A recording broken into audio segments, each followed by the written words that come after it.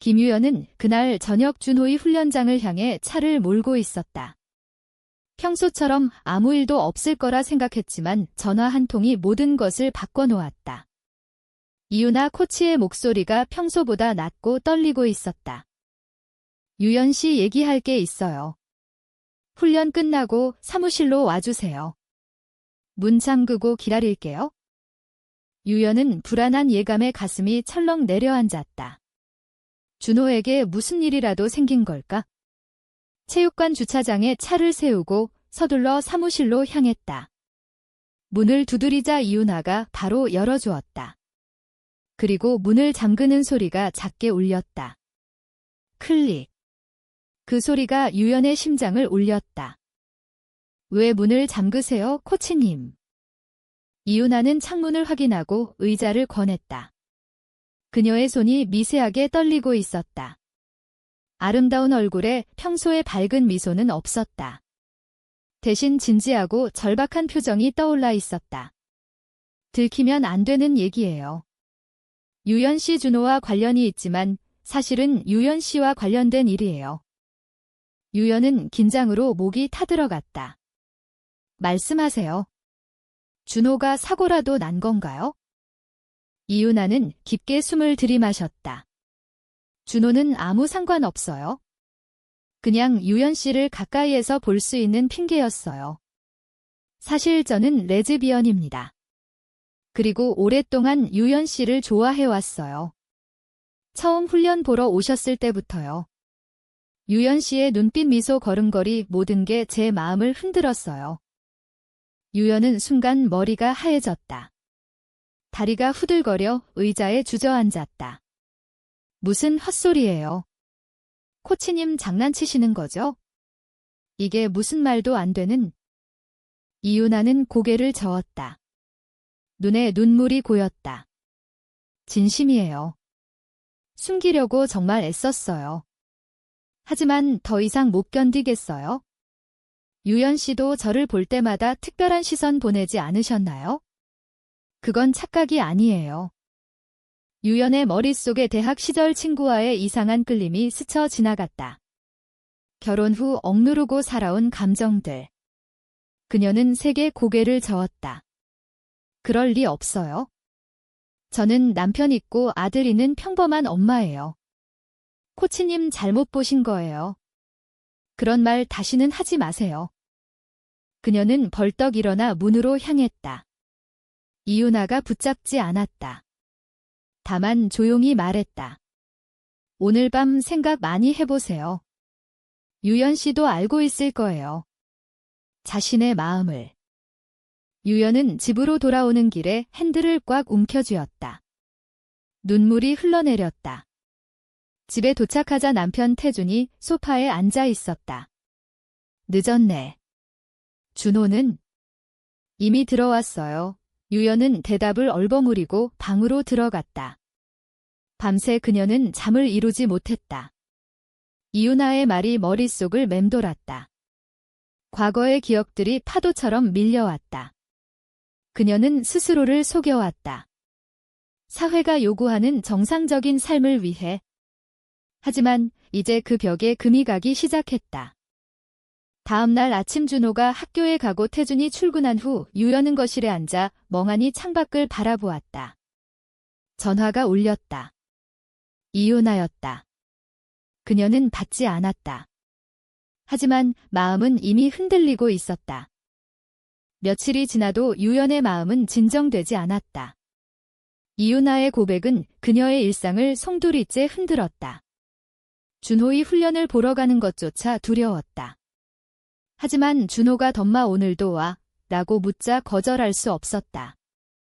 체육관에 도착한 그녀는 이윤아를 피하려 애썼다. 그러나 훈련이 끝난 후 이윤아가 조용히 다가왔다. 유연 씨 잠깐 이야기할까요? 사무실 말고 근처 카페에서요. 사람 많은 곳으로요? 유연은 망설이다 고개를 끄덕였다. 근처 조용한 카페 구석자리에서 둘은 마주 앉았다. 이윤아는 커피를 앞에 두고 천천히 말했다. 그날 이후로 유연 씨가 얼마나 힘들지 알아요. 저도 처음 커밍아웃 했을 때 가족에게 버림받을까 봐 무서웠어요. 하지만 숨기는 게 더 고통스러웠어요. 유연은 손을 떨며 커피 잔을 쥐었다. 코치님은 젊으니까요. 저는 달라요. 남편 있고 아들 있고 사회가 용납하지 않아요. 한국에서 그런 걸 인정하면 가족이 무너져요. 이유나는 부드럽게 미소 지었다. 유연 씨 과거 이야기 들려주실래요? 대학 때 친구와의 일이라든가. 유연은 놀랐다.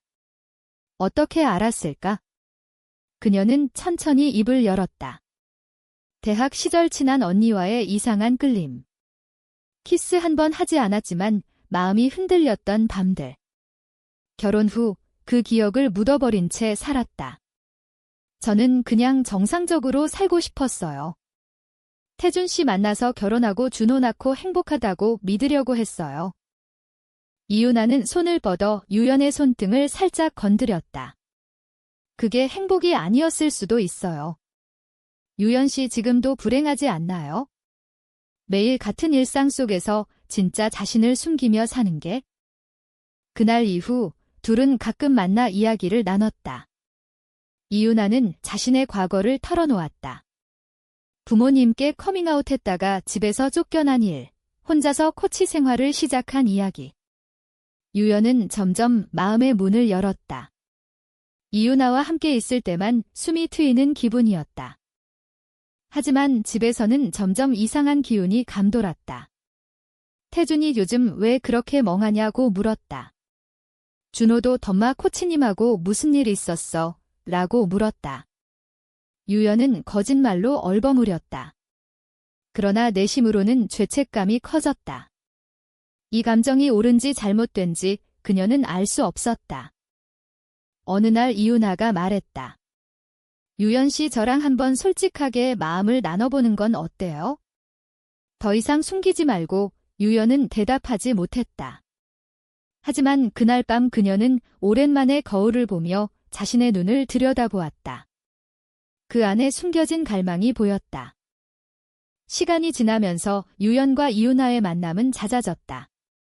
처음에는 카페에서 대화만 했지만 점점 산책로나 조용한 공원으로 장소를 옮겼다. 이유나는 유연의 손을 잡고 지게 잘못된 게 아니에요 라고 속삭였다.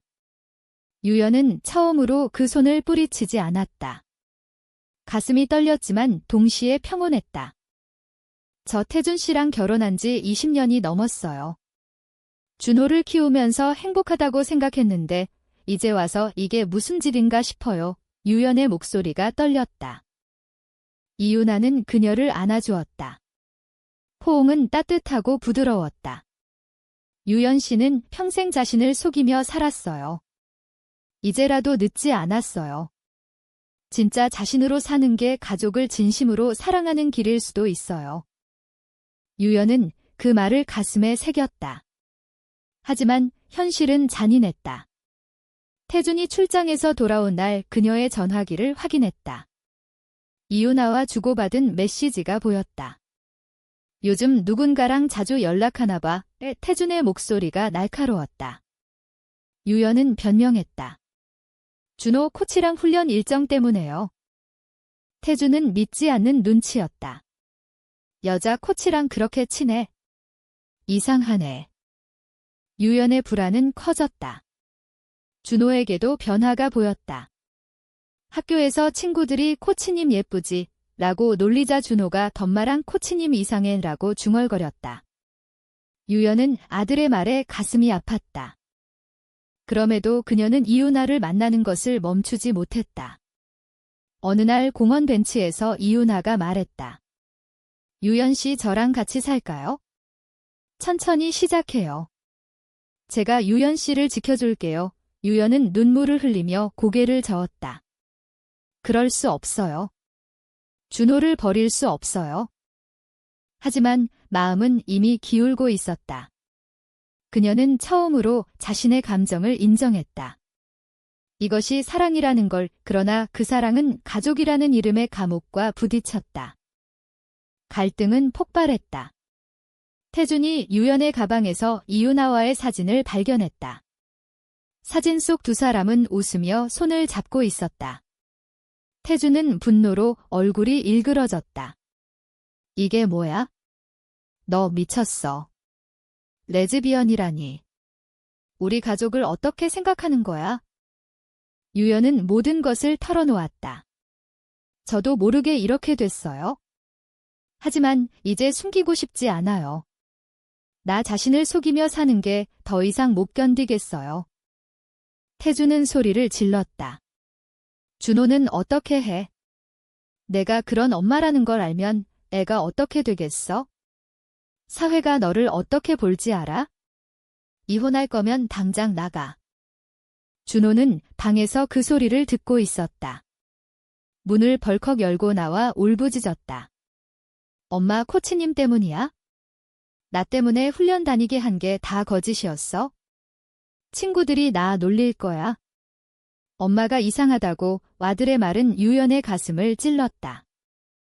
그날 밤 집은 전쟁터가 됐다. 친척들까지 소식이 퍼졌다. 유연의 어머니는 전화로 울며 말했다. 내가 어떻게 그런 짓을 집안 망신이야. 당장 정신 차려. 사회의 시선은 차가웠다. 이웃들의 수군거림, 준호의 학교에서의 왕따 조짐. 유연은 이유나를 만났다. 이제 어떻게 해요? 모든 걸 잃을까 봐 무서워요. 이유나는 그녀를 안았다. 선택은 유연 씨 몫이에요. 하지만 포기하지 마세요. 당신은 혼자가 아니에요. 유연은 밤새 고민했다. 가족을 지키기 위해 자신을 버릴지 아니면 진짜 자신으로 살기 위해 모든 걸 걸지? 그녀는 결국 집을 나왔다. 작은 원룸으로 이사하며 첫 발을 내디뎠다. 하지만 그 선택은 엄청난 대가를 치렀다. 준호는 그녀를 외면했다. 태주는 이혼 소송을 준비했다. 유연은 새로운 삶을 시작했다. 이유나와 함께 작은 아파트에서 지내며 서로를 의지했다. 그러나 매일 아침 준호의 얼굴이 떠올랐다. 전화해도 받지 않았다. 엄마 이제 오지 마. 친구들이 이상하게 봐. 아들의 목소리는 차가웠다. 사회적 압력도 거셌다. 예전 직장 동료들이 연락을 끊었다. 친정어머니는 내가 가족을 버린 거다라고 말했다. 유연은 매일 눈물을 삼키며 버텼다. 이유나는 그녀를 위로했다. 이게 끝이 아니에요. 시간이 지나면 준호도 이해할 거예요. 어느 날 준호가 갑자기 찾아왔다. 문 앞에서 울고 있었다. 엄마 나도 힘들어. 하지만 엄마가 행복한 거 보고 싶어. 그래도 아직은 이해 못하겠어. 유연은 아들을 안고 울었다. 완전한 화해는 아니었지만 작은 희망이었다. 유연은 자신의 선택을 후회하지 않았다. 그녀는 마침내 자신으로 살기 시작했다. 이유나와의 사랑은 조용하지만 단단했다. 그러나 그 과정에서 잃은 것들이 너무 많았다. 가족의 따뜻함, 사회의 인정, 아들의 무조건적인 사랑. 이 모든 것을 겪으며 유연은 깨달았다. 진정한 자유는 대가를 치르고 얻는다는 것을. 그녀는 창밖을 보며 생각했다. 사랑을 선택한 것이 정말 잘못된 결정이었을까? 아니면 자신을 속이며 사는 것이 더 큰 잘못이었을까? 사랑을 위해 가족을 포기하는 것이 과연 용서받을 수 없는 선택일까?